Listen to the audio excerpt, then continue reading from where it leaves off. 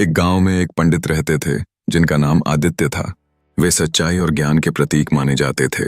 आदित्य का मन हमेशा जीवन की गहराइयों में डूबा रहता था और वे अक्सर मृत्यु के बारे में सोचते थे।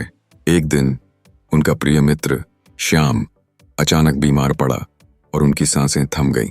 पंडित आदित्य इस घटना से भीतर तक प्रभावित हुए।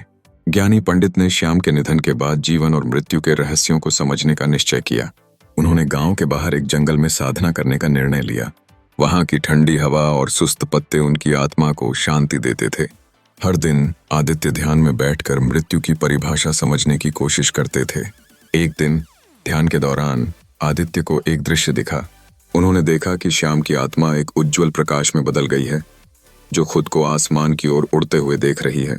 यह दृश्य उनकी आंखों के सामने जीवित हो उठा और आदित्य को समझ में आया कि मृत्यु अंत नहीं है, बल्कि जीवन का एक और चरण है।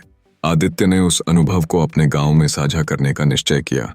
जब उन्होंने गांव वालों को बताया कि मृत्यु केवल एक परिवर्तन है, तो उन्होंने उन्हें आश्वस्त किया कि हर आत्मा अनंत होती है। यह सुनकर गांव के लोग आश्चर्यचकित हुए, लेकिन धीरे धीरे उन्होंने आदित्य की बातों को समझना शुरू किया। समय के साथ गांव में मृत्यु और जीवन के बारे में एक नई सोच विकसित हुई। लोगों ने समझा कि मृत्यु एक अंत नहीं, बल्कि जीवन का एक महत्वपूर्ण हिस्सा है। उन्होंने अपने प्रियजनों को खोने के दर्द को स्वीकार किया, लेकिन साथ ही उन्हें याद करने और उनकी यादों को संजोने की भी प्रेरणा मिली। आदित्य की साधना और अनुभव ने गांव को एक नई चेतना दी।